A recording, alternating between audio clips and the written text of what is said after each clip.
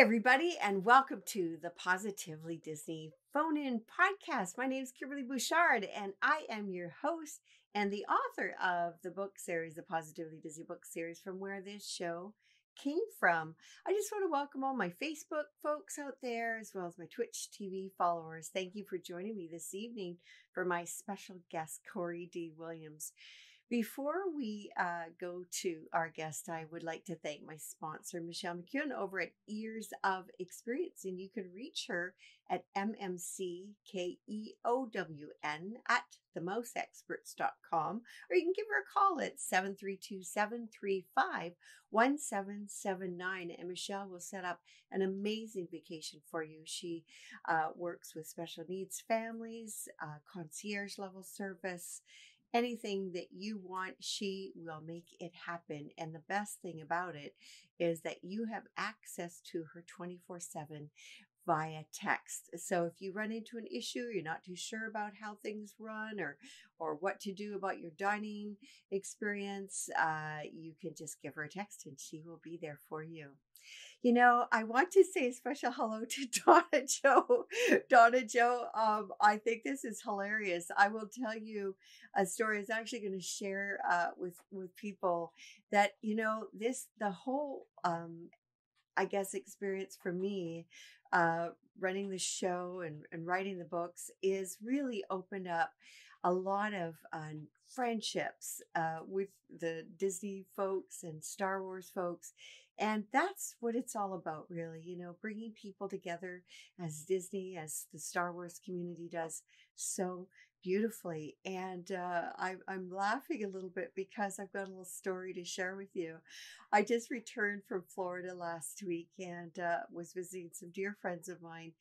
That we've been friends for over 30 years. And before my husband joined me, we had gone out to Celebration to eat at the Columbia restaurant, which if anybody hasn't been there, I highly recommend it. It's absolutely phenomenal. The 1905 salad is to die for. But at any rate, we went for a little walk around the lake in downtown Celebration.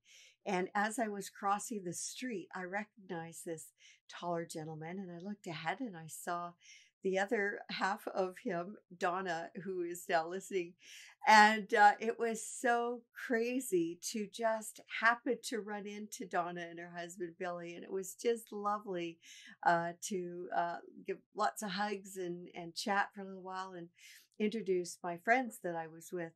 And I got a text message today and a photograph. And if you wouldn't believe this, but my friends ran into Donna and Billy today again, but this time at Disney Springs. I'm thinking, what are the odds of that? So it's really neat the way different people can be brought together, you know, like that. But that was just so fun. Another thing, a couple of other really meetups by chance happened to me. The second one that I will tell you about is I was at Epcot with my husband last Sunday, and I don't always get a chance to have a photo with the characters. I don't really do lines, but noticed right by the German pavilion that we're only about 3 people waiting to meet Aurora, and I thought I'll just slip in and get a little photo.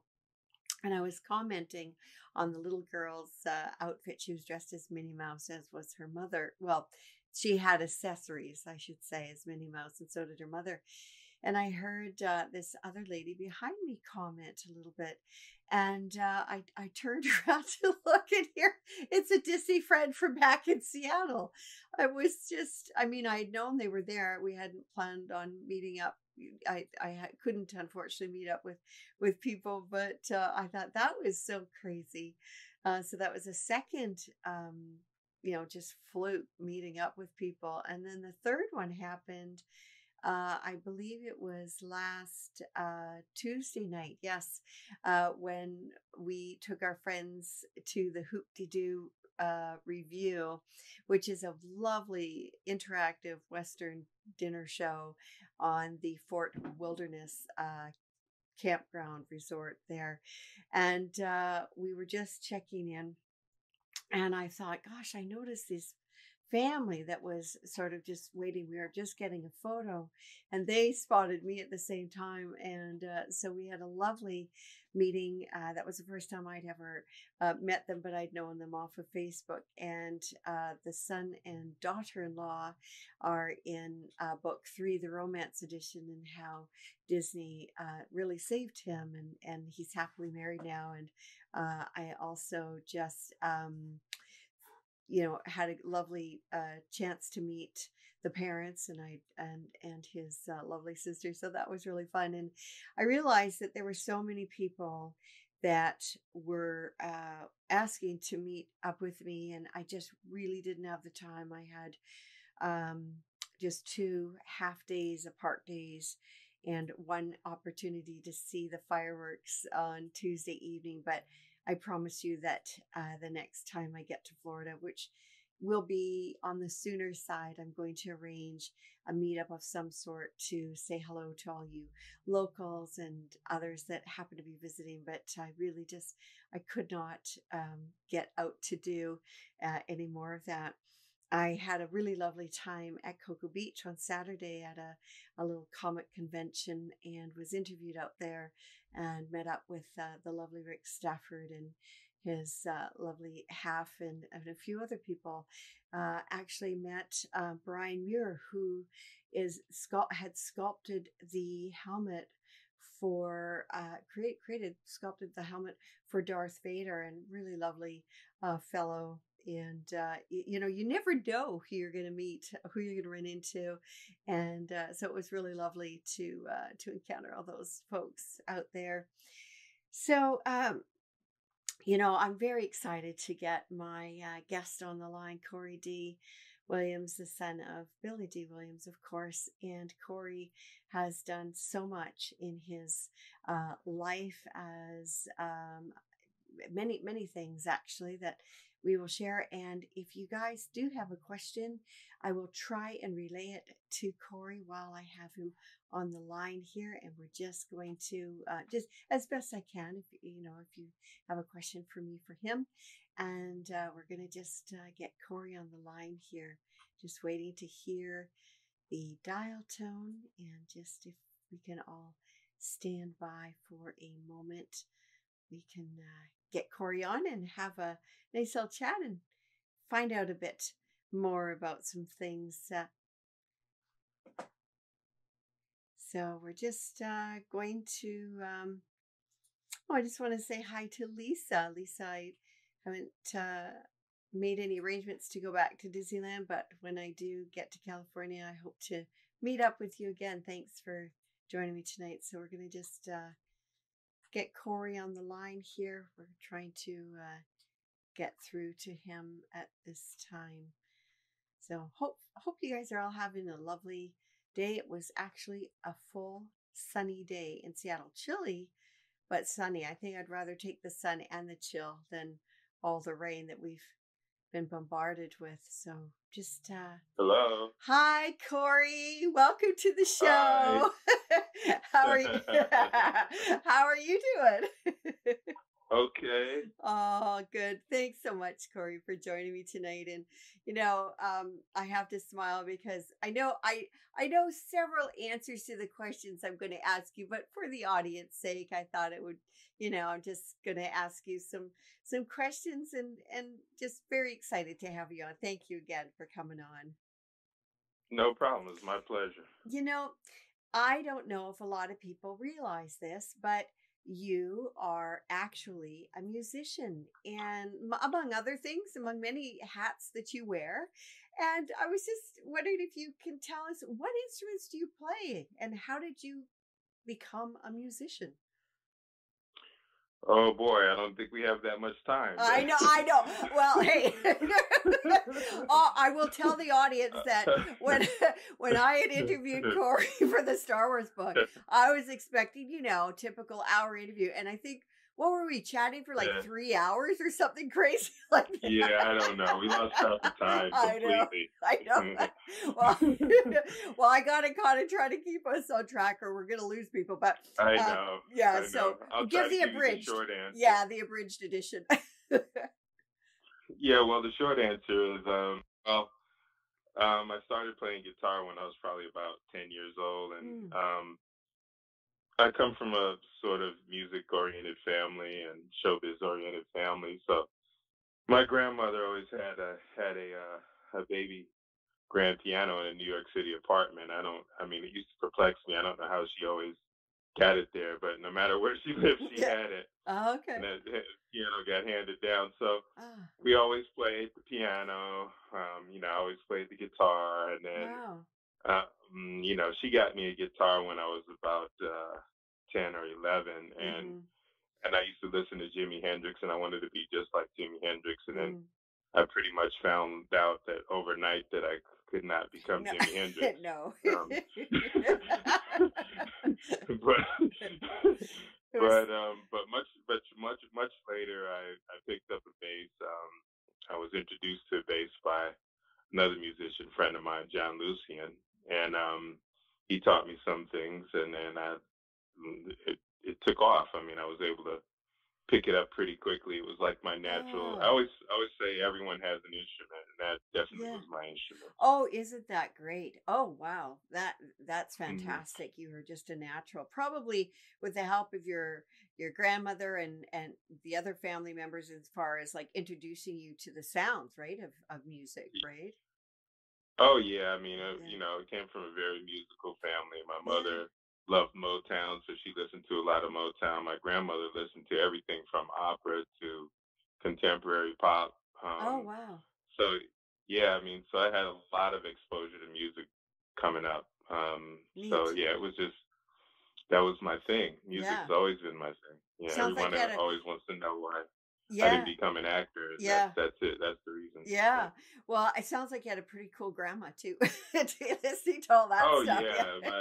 yeah, my dad's mom. Yeah, Yeah. Oh, super cool oh, lady. Yeah. fun. Oh, well, Corey, we all saw the Star Wars movies in the theater, but well, I shouldn't say we all, but I mean, at one point or another, we've seen them. But I was just Most of wondering, us, yeah, right? most of us of a certain era, anyways. When did you first learn about the Star Wars franchise? Was it watching the movies like the rest of us, or how did that Oh go? yeah, I Yeah, mean, well, the very well, I'm old enough to have seen the very first movie when it came out. yeah, So yeah, I mean, I followed it from the start. I mean, okay, I was always into sci-fi and grew up watching television series, Star Trek, which came yeah. before Star Wars, which Yeah. we don't want to mention that Oh, too much, but it's okay. I'm a Trekkie at heart too. It's okay. yeah. We can be both. Star Wars fans, Star Wars nerds are like, don't even utter the word Star Oh, Trek from your lips. it's fine. It's fine. We're okay. That's funny. But yeah, but that was kind of my introduction to that whole genre, and then and then when I saw Star Wars, of course, there's no comparison. I mean, I it's just know. the Force and all that. I mean, it's just too incredible. Oh yeah. It's just For you know. sure. Now, so I don't think in your wildest dreams you thought that you would actually be a part of that amazing franchise. So, how in the world did you become that character, Klaatu? Because that's, as I said, that's not something you had aspired to do, right? It's just kind of happened, No, right? no. Yeah, it was completely coincidental, really. I mean, I was there. My father said he was going to be, working on Return of the Jedi, and I was super excited when I found out he was going to be in Empire, and I couldn't even believe it. I was like, they're putting you in a Yeah. Star Wars movie. I was like, how is that? You know, Yeah. Yeah. A little surprising because sometimes. Yeah. yeah, because he had sort of this whole romantic image and everything, and I couldn't figure out how they were going to fit that in. But Right. the role of Lando was kind of pretty much tailor made for him, Yeah. and so it's hard for me to see anybody in that role. But Oh, for sure. when he got ready to do Jedi, he asked me if I wanted to come work as a stand-in for him, and I reluctantly said yes because I knew it was going to be 110 degrees in Yuma, Arizona every day, and look, and I've been on movie shoots before, so I know it's not as glamorous as No, everybody thinks. It's hard exactly. work. Hmm. It is. But It's yeah, standing, sitting, waiting. Yeah. Mostly waiting. Yes. A lot of waiting. Exactly. Oh gosh, But 110 degrees. My gosh, that's just that would kill me. yeah, in the shade, in In the the shade. shade. Oh, good So Lord. so my friend Steven Costantino, who was ended up being a Gamorrean guard, he and I were writing songs for an album together, and I told my father, I really, because we were trying to get a record deal and pursue our career at that time, and Yeah. we needed to have material, and that was the most important thing to me, and it was like I was gonna have to take time away from that to do this, and he was like, "Well, you can bring Steven with you, and you guys continue to write and do your thing," and Yeah. so that's what we did. He came along, and everyone hung out in our hotel room because at night, because there was really nothing to do in Yuma, Arizona.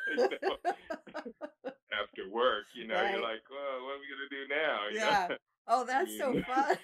And did Steven play guitar as well then? Did you so you guys yes, okay. yeah, he plays guitar, and I play, and The yeah, and bass. I wrote bass parts, and then Cool. we wrote a lot of songs together.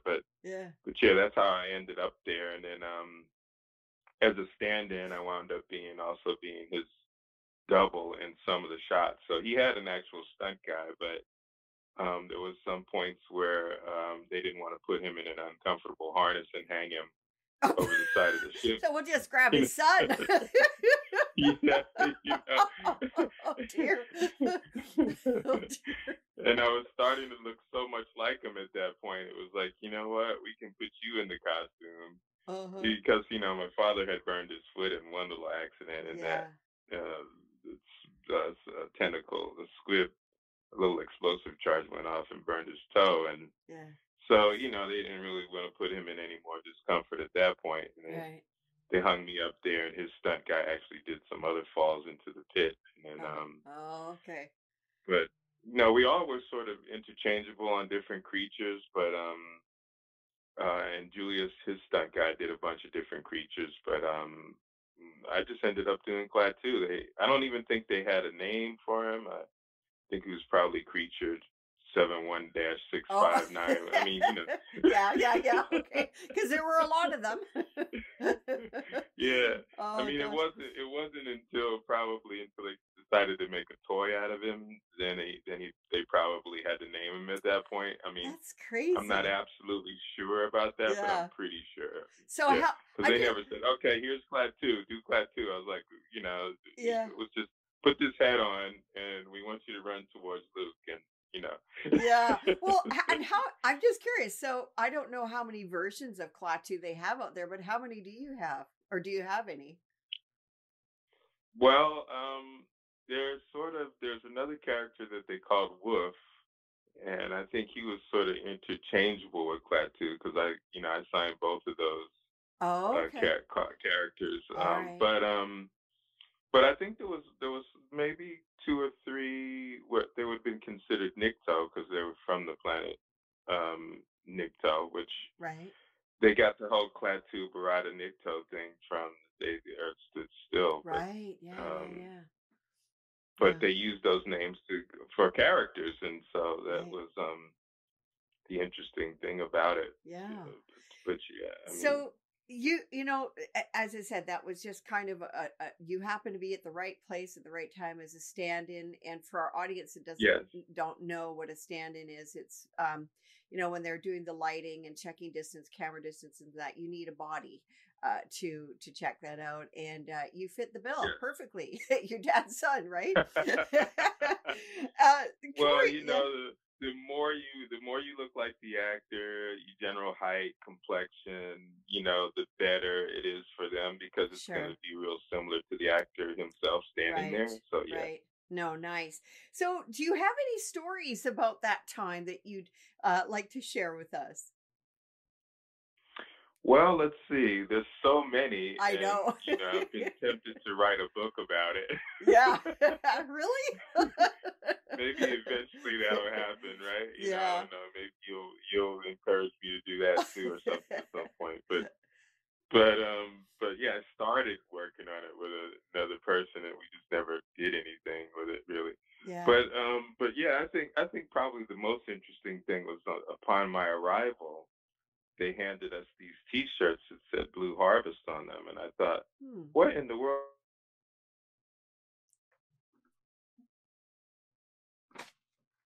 Cor- Corey, we've just lost you for a minute, so I'm not too sure if it's on your end or my end. I think your end, something happened with your phone, so I think we're going to just uh, dial you back, Corey. So hang on, folks. We lost Corey. We're gonna call him back. So I'm curious to know what Blue Harvest means. So let's get Corey back on the line. Not too sure what happened. We hear of a dial tone, so let's hear what's gonna happen. Hey Corey, yeah, I know. I lost you The at Blue cliffhanger, Harvest. right? Yeah, yeah, I'll say nothing like that on a live show, but that's all good. So you got a T-shirt, Blue Harvest. Yeah. So what in the world? Yep. What's that about? Yeah, they were covering up the fact that they were shooting a Star Wars movie by Ah, naming it the Project Blue Harvest to everyone locally. And then ah. I said, well, we'll see how long this is gonna last. And we go out to dinner one night because there's about 3 places to go to eat, and Oh, okay. Oh, it okay. was Harrison, my father, Carrie Fisher, everybody there. We're all in the restaurant. And I'm thinking it's gonna take these people about 2 seconds to Yeah. figure out what we're actually doing. Yeah. Yeah, no kidding. Oh my gosh. Unless they're from another planet, And but yeah, so they sort of made a road out to the set, which was in the middle of the desert. We had to ride, I think probably a good hour from the hotel to get to it. oh my And gosh. Wow. when we got out there, there were all these ATVs and everything coming over the hill, and there was a huge fence around this gigantic Java sail barge, and nobody knew what Java sail barge was at that time, Right. or Yeah. what it even looked like, Right. or what it was going to be, and so it just looked like this alien spacecraft in the middle of the desert, or half of one anyway. Oh So my it was just a goodness. huge set, very little CG. Then it was like everything was done for real. I mean, Yeah. so all Yeah. of that stuff worked. But yeah, that was probably the most interesting part of the experience, that I had there. Oh my gosh. And so now I'm thinking that if you had been watching the series already and then joined up with some of the actors, that must have been kind of neat to be able to actually interact with the folks that you had seen in the first movie. Yeah, it was. I mean, I've been, like I said, I've been on set with my father before, Yeah. and when he did a movie called The Bingo Long Traveling All Stars, I was there. So I met James Earl and Richard Pryor and all of these people that were in the movie, and Mm, so I got sort of accustomed to like meeting people, but but yeah, nice. it was super interesting because when I met Carrie, I didn't like you get this image in your head of the character, but the people aren't necessarily anything like the characters, and she was certainly not. I mean, she was feisty like Princess Leia, but Oh, she was very no filter. She was a really cool person and just oh. sort of like said what she felt like saying, and I was kind of like, whoa, she's cool. and I, you know, Oh, that's fun. and I'm from New York City originally, so where I'm from, people speak their mind, so Right. it didn't shock me or anything, but Right. I just thought it was kind of interesting coming from her, Yeah. and then and Mark was very always really fun and nice, Yeah. you know.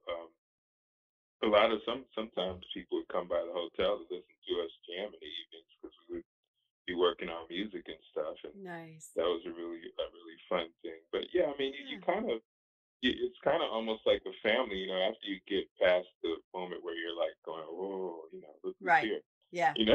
Yeah. Yeah. once you Which once you happens, get past obviously. that, Yeah. Yeah. Yeah. yeah, I mean, once you get past all that, then it just sort of becomes like a family. I mean, Right. really, it was really like a close knit group of folks working on this movie in the set, and Yeah. it privilege. We didn't necessarily know that we knew it was very popular at the time, but Right. it wasn't the legendary thing that it is now. Yeah, yeah. No, yeah. Well, and I'm thinking that, you tell me Yuma, and I mean, I don't know what the population was back then, but it sounds pretty small if there's Hmm. only a few places to go eat. So Yeah. I think you had no choice, but you were kind of in close quarters anyways. So it's a good thing y'all Hmm. got along. I Hmm. mean, is that what yeah, and Right. because the heat can bring out the worst of people, if you get overheated, right? It But can. yeah, yeah. It can. I mean, Oh gosh. sometimes when people start blowing lines, and then and then you have to redo it, and then you're doing more takes than necessary, and you're getting hot, and Yeah. everybody gets a little edgy sometimes. Yeah. And Yeah. there were a lot of accidents on the set because there was so much action going on at the time. Yeah. So it was definitely challenge Yeah. Well, it sounds like a people to lot of get along. That's for sure. yeah, well, it sounds like just a lot of live action behind the scenes too. You know what I mean? Like we see certain, we Yeah, see the finished product, but yeah, there's a lot of things that had to go into that before that, before that finished product. definitely, So, Corey, I have to ask definitely. you because I mean, I've seen my mom and dad on screen, but just, they were extras in a show and things like that, and it still kind of startles me, but I know you're probably used to seeing your dad on screen, but what is it really like for you to see him? Do you sort of see I mean, he's obviously playing a character, but what is it like to see your dad on there to doing what he does? Well, it's odd, I mean, to picture it. I mean, but I mean, because you really know the actual person, and they're Yeah. pretending to be someone or something that they're really not. Yeah. So it's a bit of an odd experience because you can kind of, well, you could for lack of a better term, you could probably see you can see through a lot of what they're doing to their real personalities, because Right. when people do these dramatic roles, I mean, they're really bringing out certain elements and that are sometimes parts of their personalities, but Sure. and exaggerating it. I mean, we all have different sides to Right. ourselves, but Yeah. so yeah, I mean, it's really odd. But Lando Calrissian is just he's sort of like a bigger than life version of my father, really. I mean, he's so much like there's so many qualities that Lando has that come from my father's personality. So Yeah. and they're just exaggerated slightly, I Right. would say. Yeah, no, I think that role fit him like a glove. It really did. But speaking about Oh fitting yeah. fitting like a glove, how did that suit fit you? How did that work for you? The Klaatu suit. His suit, you mean? No, your Oh, the suit. Klaatu suit? Yeah, because I know I mean, he didn't have Oh to wear a mask and all that. He was, I think, fairly free no. moving in his outfit, but you, I don't Yeah. think so much. Yeah. No, yeah, I mean, well, actually, I didn't. The worst was like watching Peter go through it. He had to wear a fur coat, Oh, good fur suit Lord. Yeah. in 100 and some odd degree temperatures, which he'd done before. But I mean, it kind of makes you a bit miserable and very quiet, Yeah. But Yeah. so Oh. I felt like I couldn't complain, But Oh. there was what I had on was like pretty much like a onesie, Oh you know, dear. like like PJs, it's a big Yeah. suit that you just Yeah. slipped on, and then the head velcroed up the back since he didn't have dialogue. There was no movement in his face really, Right. so it just velcroed up the back, and then when you put it on, you really could not see anything. It was like Oh dear. you could see through the eyes a little bit. But anybody that does cosplay knows how challenging some of that stuff can be. But Right. yeah, I mean, it was very difficult to sort of see and function because they had on weird gloves that were alien hands, Yeah. and they said, we want you to fight Luke Skywalker, and I'm like, where is he? Just point me in the right direction. Oh my gosh. And you don't want to fall off the barge because the barge was kind of high, wasn't it? Like, Oh, yeah, with several stories off the ground, so oh my you're looking gosh. down. I mean, the scale, I mean, it's like they put a semi truck, they put parked semi trucks under the set, and there was still plenty of room to spare. So you're up 2 or 3 stories, I guess, off the ground. I mean, Oh, and there's wow. no little or no railing when you're up there, so it's Right. kind of have to be concerned about how close you're getting to T- the edge. yeah. But How did they get you up there, but I Corey? mean, Did they they have hoist you? They hoist you somehow up there and like? no. There was stairs on the inside Oh, okay. of Okay. the actual the sail barge itself. I mean, you could Gotcha. walk up flights of stairs and get to the deck up Right. top, which they made look like a giant sand dune. Yeah, But I yeah. mean, it was yeah, it was kind of challenging. It's always challenging doing alien work. I've done it a few times, but Yeah. and I did it in a movie called Buckaroo Banzai a long time ago. Oh, wow. After that, but Oh, fun. Oh but my yeah, that gosh. was even more challenging. But yeah. Oh gosh. Well, I have to ask you because I mean, you went to Rise of Skywalker in a very special way. I was 35,000 feet Hmm. up flying, and so I was a little bummed that I couldn't see be one of the first, to see but I had no choice. I was flying from Hawaii back to Seattle. But you had a very interesting time from all appearances. Can you share with us a little bit about that special night that you saw Rise of Skywalker? Yeah, I mean, I was privileged enough to be able to get a ticket to go to the premiere. I mean, that's it's sort of coveted, like, Yeah. not anybody can, it's really hard to get in there, but Yeah.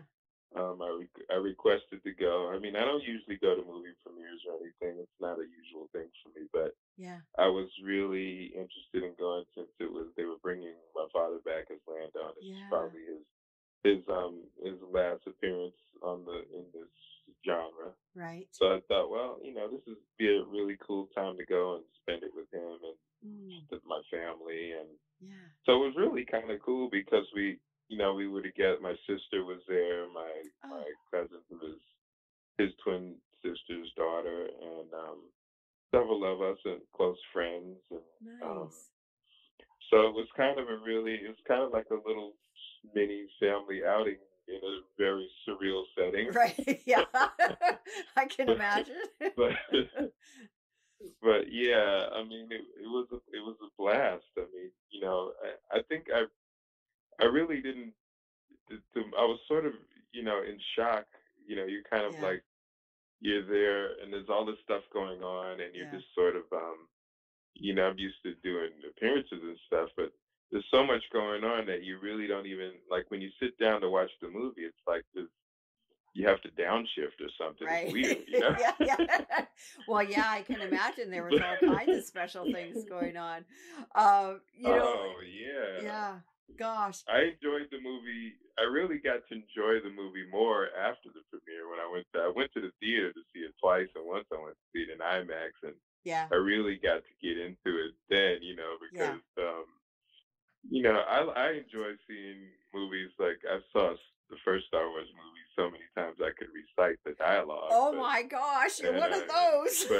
but yeah, Okay. but and I have endless quotes from all of these movies that my Oh, favorite scenes, nice. but yeah, I mean it was really it was fun and exciting Yeah. to be there, and it was a real privilege to be able to meet um Daisy and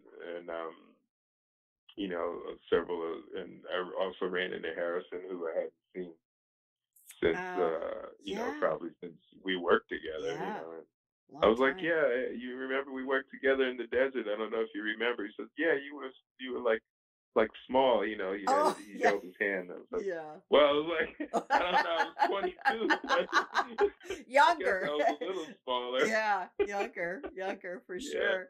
but it Oh, was it was it was fun. pretty funny. Yeah.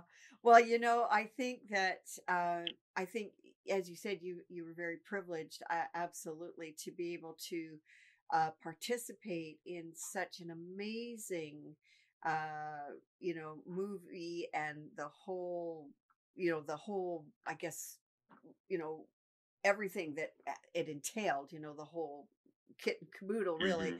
Hmm. And I would see Yeah. definitely how you'd want to check out that movie again. And actually, I want to go back to it before it completely leaves the theaters, because there's so much to take in with Hmm. it. And it seems like There is. It's great. you need to see it at least one or two more times just to get it all. Um, that is so Yeah, that's so definitely. wonderful. So, can I ask you now? I mean, you have done so much with your life that we'll touch on in a moment. But what would you think would have been the best thing um, that that happened to you as a result of you being part of the Star Wars franchise? Because there are not many people that could claim that, that they've Hmm. they've been a part of the franchise, and Right. so many things have affected them, or they've gone to do different things. So what would you say that aspect would be for you? What would sort of be the best thing that came out of being a part of that franchise for you? Well, the crazy thing is, I had a souvenir sort of photo that my father took of Stephen and I. Stephen's dressed as a Gamorrean guard without the head, and I'm dressed Hmm. as Klaatu without the head. Yeah. And so my father took this photo on the set, which there was no photo taking on the set, but he was able to get away with it, Right. And they Yeah. I and guess. they actually developed his they developed this film for him, which were slides, and then stamped Lucasfilm copyright on him Oh. and gave them to him. Okay. But but uh, but you know, God, I guess like 30 years later, I mean, my father does conventions all the time. He's been doing them for years, and his manager, Derek Mackey, came to our house for dinner, and he saw the photo down in my training studio where I train Hmm. my clients. I'm Hmm. a fitness trainer, been a fitness trainer for 28 years, and Hmm. so I have a studio in my home. My clients come; it's very private, very very cool. But so he saw this photo hanging up in my training studio, and he said, "You know what? I think that character has a name, and I think he even has an action figure." And I'm like, "Get out of here! This is 30 years later." And Yeah. I'm like, you know. So then he says, "Let me do some research and let me find out more." And lo and behold, that was what was going on. And I was like, I could have been using that all this time. I mean, don't you Ah, know I'm an yeah. action figure? Could have told my mother that, maybe got better treatment. Oh, She probably would have ignored me. Corey. It's like, Oh. I'm an action figure. You can't talk to me like that. Oh. but, Well, but maybe yeah, there's a I reason find out why. 30 years Yeah, later. yeah. I just say maybe there's a Yeah, reason why you never found out about it for 30 years. You know, you could have right, used right. that tactic, She didn't right? take any. She doesn't take any mess. Yeah, But yeah. but yeah, so that was probably a huge thing for me to find that out that much later, and then for Yeah, me to end up signing at conventions, yeah. and that came out of the whole thing, which is something that's totally unexpected. And Right. I'm sort of like a homebody. I don't, get out a lot. I like to stay home and work on music most of the time, or do what I'm doing. But Yeah, it's given me the ability to travel. I went to London Film and Comic Con twice, and yeah, and doing appearances occasionally is like, and I like one really sort of positive sort of thing that's come out of the whole thing, meeting people in different walks of yeah, life, and yeah. all of us having one thing in common, which is the Star Wars universe. And Right. I Oh, guess that's sort of like a surprise element. Yeah. yeah. Mm. No, that's wonderful. And it's because of Star Wars that we had the opportunity to meet as well last year. That was fun, actually, too. And I think the fact that you get to hang out with your dad is just really wonderful. It's an Yes. opportunity, right, Yeah. to do that. Yeah.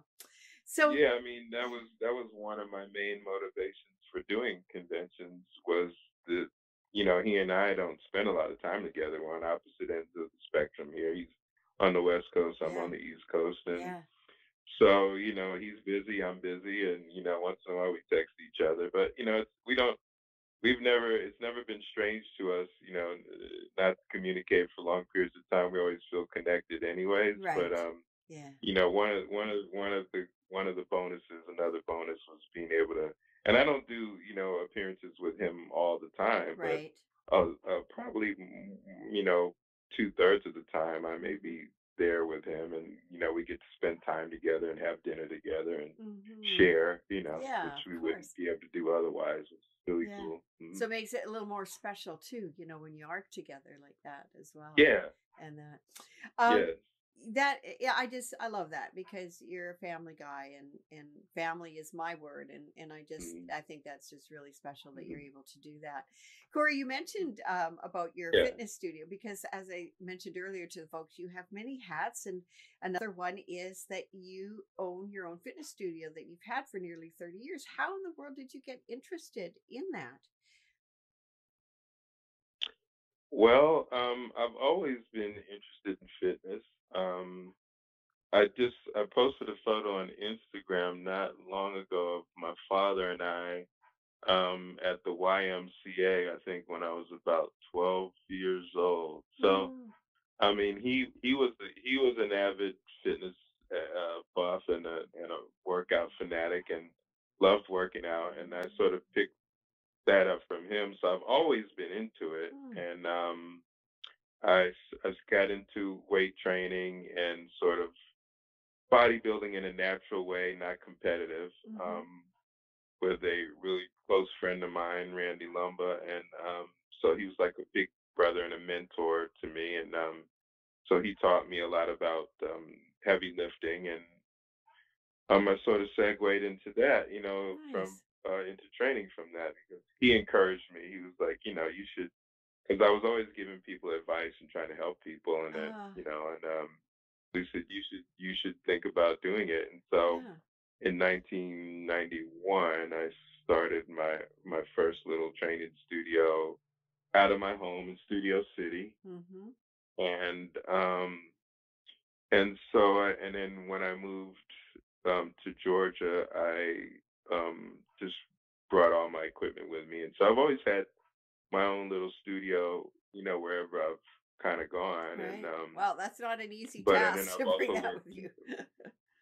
Yeah, Yeah. it is not. I mean, most of what I owned was that at the time. Yeah. I didn't really have much furniture. Oh my goodness. but Well, I remember when we moved to the but yeah, I US. mean, Yeah. No, I was going I to worked say, for gyms and yeah. for a while, and then I became Jane Fonda's personal trainer at one point for about a year or so. Went Oh, to fun. CNN Center when she lived there with Ted Turner and Oh, wow. trained her, got her ready for a mountain climb for her 60th birthday she was doing at the time. Oh, And oh, so, and I got a chance to work with Ice Cube for the movie Friday. Stunt coordinator called me and said, you know how to do, because I have a martial arts background, and he was like, oh gosh. Julius LaFleur, who does stunts for my dad, Yeah. was like, I could use your help, in training him and getting him ready for this big fight sequence. So, Wow. so Wow. it's been kind of like always been kind of involved in fitness and Nice. music is kind of all these things that sort of happen simultaneously in my life. Right. I'm never bored. Let's put it Yeah, that way. I don't think so. Well, I don't even understand the concept. yeah, I know. Yeah, I understand what you're saying. So Corey, I have to ask, do you have any tips for our generation who are not as fit as you but want to be? Well, I think it's a way of life. I mean, Yeah. a lot of people get really hung up in their appearance, and they'll do anything to get the appearance that they want, and they'll eliminate food groups or do fat diets or whatever it is to achieve a result. But I think it's really just about balance and um, doing exercise and being consistent, doing Okay. things on a regular basis, and living life, but making giving yourself the opportunity to splurge and have different things that you want to eat, or be lazy when you want to be lazy. I mean, we really just have to learn to sort of incorporate it into our lifestyle in a Mm, natural sort of way, and that's kind of right. like my philosophy. That's balance what I teach people. Because Nice. it can be very extreme. Mm-hmm. When I was training in extreme ways, I was extreme dieting, extreme training, all of that stuff. Mm, But I don't think that that's something you do for a period, but right. it's really difficult to keep up long term because it takes a toll on your body. Yeah. And the intensity is Yeah. too much. So, Yeah. I just think it's all about balance. Yeah. That's good. You just Good. make a little time, even if it's 15 to 20 minutes a day, to do some exercise. That you get in the habit of doing something for yourself Right. and being healthy. It's all about health, Yeah, it really, is. more That's than that's the anything. new wealth, isn't it, really? Your health. Corey, where Hmm. can It people is. find you? Because you have you do, I know you do regular jam sessions on Fridays. I'm not sure if any other days, but where can people find you Yeah. to, like if they wanted to, if they wanted to follow your music, Well, and as well, if yeah, you have a there. fitness, I don't know if you have a fitness blog or anything like that, but yeah, where would people No, I used contact you? to have a fitness blog. Did you? I haven't kept that as current as I used to because I've been so busy with the music project, which is called the 3D Nucleus Project. Okay. So rhythm is at the nucleus of what we do, and Okay. the it's a combination of guitar, bass, and drums usually at the core of it. So that's the three, and then DEE is Oh, my middle gotcha. name. So it's Yeah. 3D Okay. Nucleus. Oh, nice. Okay. But 3dnucleus.com is where you can see it, and if you look up it's 3DEE Nucleus. Okay. Um, if you look that up, we have a Instagram page, we have a YouTube videos that we did at Star Wars Celebration. Actually, we did one called Cloud City Funk, which It's so was great. awesome It because we got is. It is. so many people that make cameo appearances in it. But Mark Oh Hamill, no. Ray Park, Yeah. it was just Deep Roy, all God. these people. Yeah. I mean, it took off like wildfire. We went to Star Wars Celebration just to sort of shoot this off the cuff video, and Right. everybody wanted to be in it. Yeah. It was such a blast, and so I've been kind of what our music is funk based, and I would say funk is an attitude that fits within all genres of music because they you can do it in you can do it in country, you can do it in classical. I mean, Mm-hmm. it's just sort of it's a rhythmic sort of thing that just is contagious. But yeah, so that's I've sort of started to combine the Star Wars universe with that. And people at first are like, wait a minute, Yeah. what? What is And this? then now they kind of Yeah. expect it from me. Yeah. They're like, Oh. I went to London and I thought I was going to do a Star Wars interview, and they were like, no, we want to talk about funk with you. I was like, what? Oh, you're you know? kidding. Oh my So gosh. Oh, I never saw that. yeah, Oh, it that's was pretty wild and pretty funny. cool.